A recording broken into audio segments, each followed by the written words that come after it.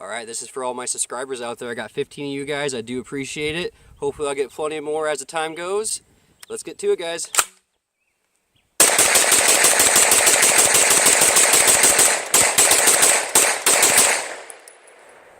Woo!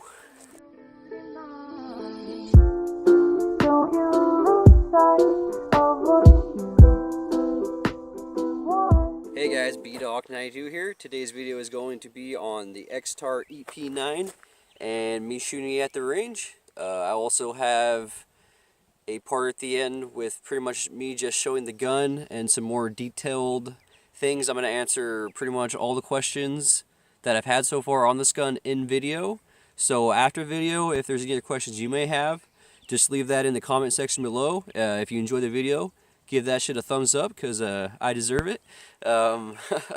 And yeah, if you guys want some more content on Extars or, you know, any other firearms, I'm going to have plenty up. So give me a sub and check out some more future content or content I already have in my channel. So that being said, guys, let's get some shooting in you, huh? Let's do it.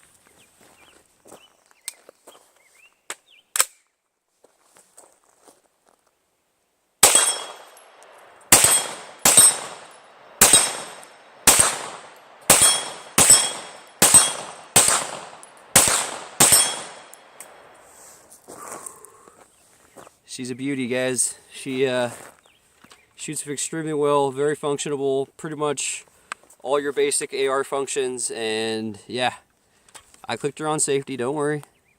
Has a basic AR safety. And yeah, this thing, I'm out here at 25 yards right now, and this thing, spot on, it's hitting everything. I have a little 4-inch plate and then a 10-inch plate hanging up there, so I'm hit 4 inches at 25 yards, no problem with red dot. So this little guy is beautiful. I do have the Romeo 6-Sawyer red dot on there, and this thing is nice. I do love it. It's got the auto on, so as soon as you pick this up, move it, the red dot turns on, so it's good to go. Yeah, let's get to some more shooting and quit the rambling, huh?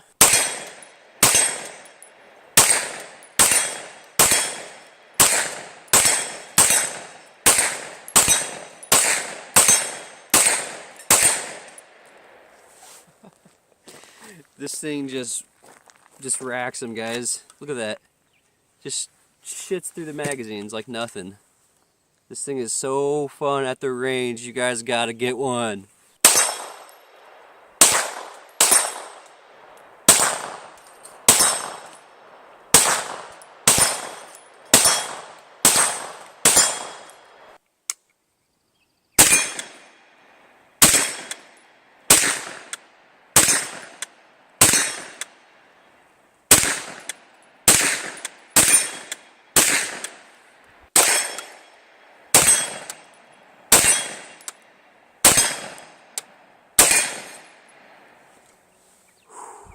That's nice, guys.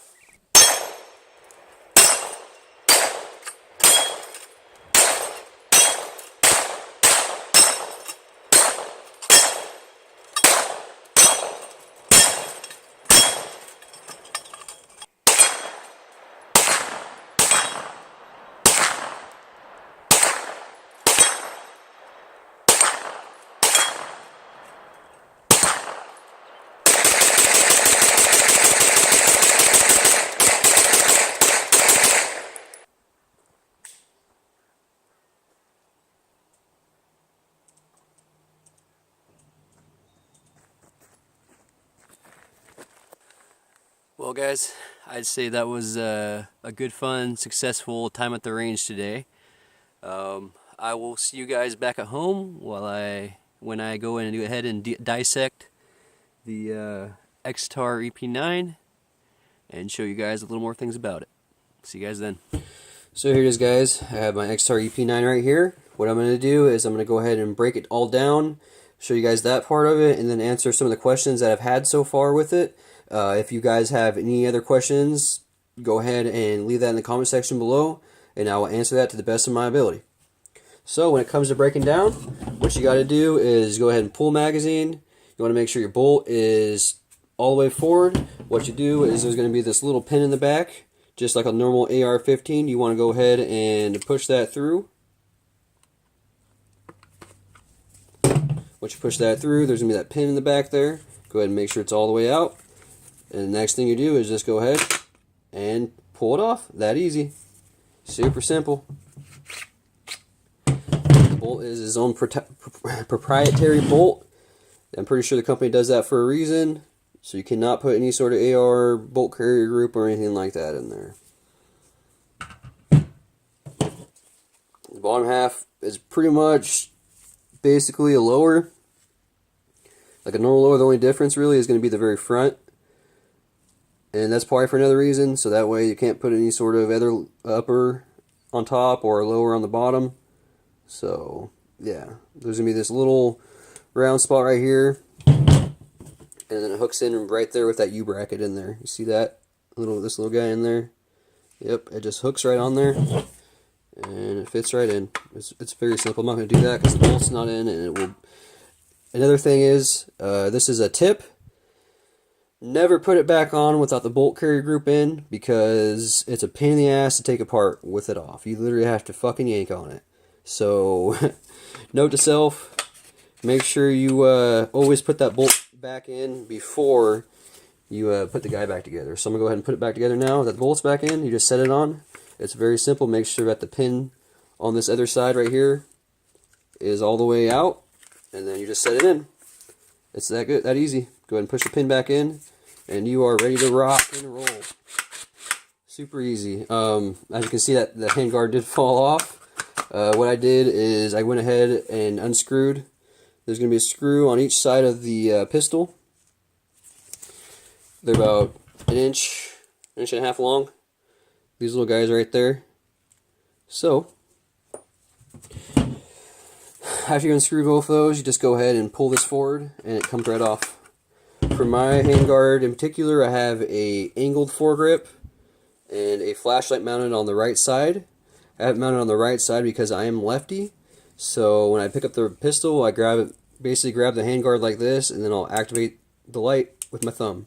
It's super simple, really easy way to have a flashlight mounted onto this pistol and make it functional to where you can activate it pretty much the second you pick up the pistol and not have to worry about it being in a weird position, having to move your hands around or anything like that. It's just ready to go.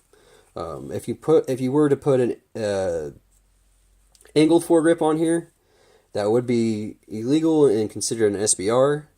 With a vertical, that is legal. So that's why I have a vertical foregrip on there and not an angled. An angled, again, would be considered an SBR and illegal. So if anybody has a question thinking that this is an SBR, it is not. This is going to be a pistol. Let me go ahead and show you some measurements right here real quick. I do have a ruler this time. Well, I guess not ruler, but measuring tape. I'm going to start at the 1 inch mark, hash mark. So basically the distance between where you have to clamp the vise to switch out your muzzle device and where your muzzle device actually meets, it's about 2 centimeters past half an inch. Whatever that is, I'm not sure, but it's not very much room.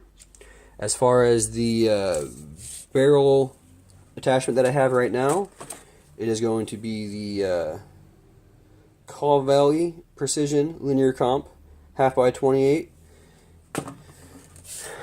It's going to be, I believe, pretty much exactly 2 inches long. 2 inches and again 2 centimeters. The normal muzzle device that comes with it looks a little bit like this guy right here. Not a little bit, this is the guy on it. So basically just has one port on the top where it pretty much, I guess, would help with recoil in a little bit. I honestly can't tell the difference between the two. For me, this is a lot better. It's going to basically push all of your blast forward instead of up on and to the sides or whatnot. It's going to basically push the sound, the exhaust, all that stuff forward, so then it's less of a problem for you to have to deal with. The length on this real quick, I'll go ahead and measure off the 1 inch again. It is going to be about 1 inch and 3/4, I would say. About 1 inch and 3/4. So you're getting, if you were to keep this on there, your overall package will be a little bit shorter, but not much. I will just go ahead and set this down and answer a couple of the questions that I have had on this guy. Let you guys admire it in all of its glory. Look at that. So, I answered one of the questions right there. I answered the question with the length and the barrel nut and all that kind of stuff. Okay guys, so what makes this not an SBR is basically the fact that it doesn't have a buttstock and the foregrip that it has on there. It has a angled foregrip, and on the back end it has a pistol brace. That is a brace, not a stock. And that is basically the difference between having to spend $200 and waiting 6 to 12 months and not, is having this instead of an actual buttstock. It's a brace. Yeah, so this is definitely a pistol. It's not an SBR, guys. It's a pistol. As far as legalities in each state, that just depends, you know, from state to state. You will have to look personally into those details. It could be legal, but then at the same time, you can only have 10-round magazines. So it just depends. I know in New Jersey, any sort of assault type pistols, rifles, anything like that. Basically anything with detachable magazine, more than 10 rounds, anything with sort of buttstock, foregrip, you know, any of that kind of stuff is basically going to be illegal there. It sucks. I wouldn't live in that state. So, yeah. As far as shooting it left-handed, what I do personally is I just use my left hand to basically do all my functions. When it comes to engaging the bolt, I just basically pick it up in my right hand and then I brace the pistol brace against my shoulder or stomach, and then I just go ahead and rack it just like that. I don't do the over the pistol type thing with my opposite hand. I just hold with my right hand, shoulder, and then, you know, do that. If for some reason I couldn't put it against my shoulder or my stomach, then I would go around. But shooting lefty, I just use basically my left hand for all my functions. I'll come up and when the bolt's engaged, I'll go ahead and just come up like that and activate with my two fingers, and then come back down and come back down and get ready to pull the trigger or whatnot. When it comes to activating this, I just kind of go like that. I don't come around and then switch it with my other hand or anything like that, or even come with my thumb and hit my thumb. So I guess I had the question about left function. Honestly, it's just kind of preference, really. It's kind of a hard question to answer. I just shoot it however it feels natural in my hands. Everybody's going to function their probably rifles and firearms slightly different compared to everybody else. It's just kind of how you want to do it. That's just how I do it. As far as I don't really have much more for you guys. If you have any more further questions, please fill me in. I want to know. I want to answer every single thing that you guys may have about the pistol, and just help you guys out the best I can. So I will leave it at that, guys. As always, take care.